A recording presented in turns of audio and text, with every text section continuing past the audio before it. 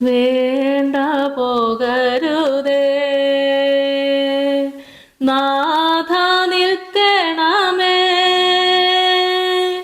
തീർത്തു കൊള്ളാം ഞാൻ നല്ലൊരു പൂമണ്ഡപം, ഓ പൂമണ്ഡപം.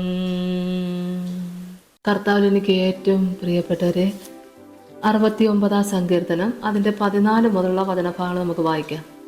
ചേറ്റിൽ നിന്ന് എന്നെ കയറ്റണമേ, ഞാൻ താണു പോകരുതേ.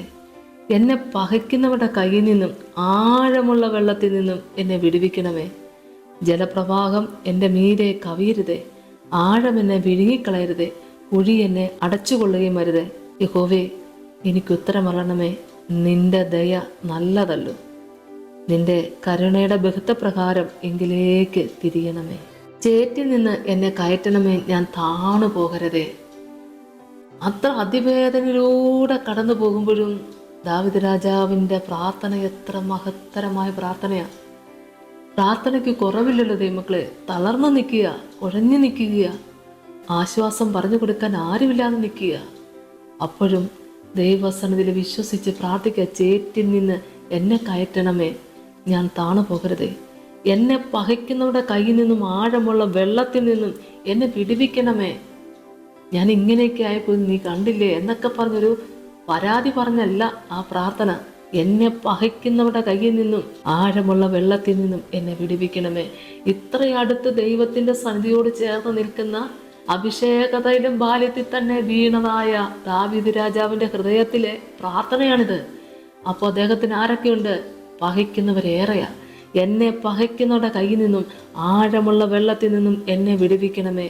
ജലപ്രവാഹം എൻ്റെ മീതെ കവിയരുതേ, ആഴം എന്നെ വിഴുങ്ങരുതേ, കുഴി എന്നെ അടച്ചുകൊള്ളുമരുതേ.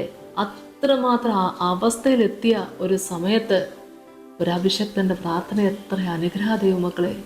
ഈ പ്രാർത്ഥന എത്ര മനോഹരമാണ്. ഇത്രമാത്രം നമ്മളിതിന് വായിക്കുമ്പോൾ അറിയാം അദ്ദേഹം എത്രത്തോളം തളർന്നാണ് ഇരിക്കുന്നത്. എന്നിട്ടും ദൈവസന്നിധിയിൽ ഇതുപോലെ പ്രാർത്ഥിക്കാൻ അഭിഷേകത്തൈലം തലയിൽ വീണവർക്ക് മാത്രമല്ലേ പറ്റൂ.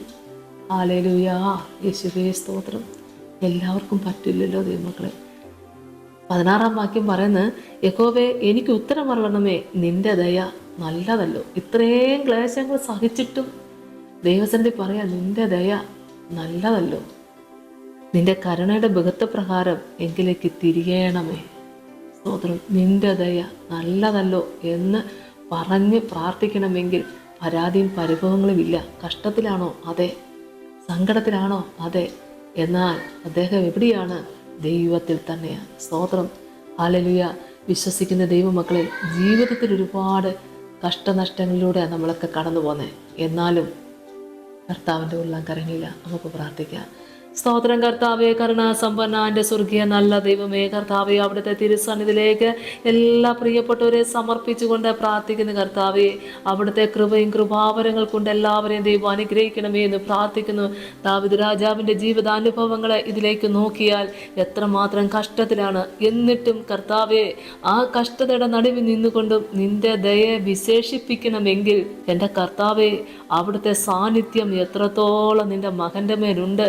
കർത്താവേ, ഈ മഹാകഷ്ടത്തിലൂടെ കടന്നു പോകുന്ന അടിയങ്ങളുടെ ഒക്കെ ജീവിതത്തിൽ കർത്താവേ, ഈ പ്രാർത്ഥന ഞങ്ങൾക്ക് ഏറ്റവും അനുഗ്രഹമാകുന്നു. കർത്താവേ, അവിടുത്തെ ദയ വലുതാണ്. ആ ദയ കാണുവാൻ തക്കവണ്ണം കർത്താവേ, ഞങ്ങളുടെ എല്ലാവരുടെ കണ്ണുകളെ പ്രകാശിപ്പിക്കണമേ. എൻ്റെ കർത്താവേ, നന്ദിയോടെ സ്തോത്രം ചെയ്യുന്നു. കർത്താവേ, തിരുവചനത്തിലെ അത്ഭുത രഹസ്യങ്ങൾ കാണുവാൻ കണ്ണുകളെ പ്രകാശിപ്പിക്കണമേ. ദൈവസ്നേഹം അനുഭവിപ്പാൻ തക്കവണ്ണം എല്ലാവരും ഒരുക്കണമേ എന്ന് പ്രാർത്ഥിക്കുന്നു. കർത്താവേ, വിശ്വാസത്തിൽ നിലകൊണ്ട് നിന്നുകൊണ്ട് തന്നെ എൻ്റെ കർത്താവിൽ ആശ്രയം വെച്ചുകൊണ്ട് ഇപ്പോഴും ഈ കഷ്ടനഷ്ടങ്ങളുടെ നടുവിലൂടെ കടന്നു പോകുന്ന മക്കളെ ഉള്ളം കരങ്ങളിൽ വഹിക്കുന്ന ദൈവമേ, അങ്ങ് എത്ര നല്ലവനാ കർത്താവേ. അവിടുത്തെ ദയ വലുതാണ്. അപ്പാ യേശുവേ, സ്തോത്രം സ്തോത്രം സ്തോത്രം. സകല മഹത്വം പുകഴ്ചയും അങ്ങ് എടുക്കണമേ. പിതാവിൻ്റെയും പുത്രൻ്റെയും പരിശുദ്ധാത്മാവിൻ്റെ നാമത്തിൽ തന്നെ. ആമേ. സ്തോത്രം.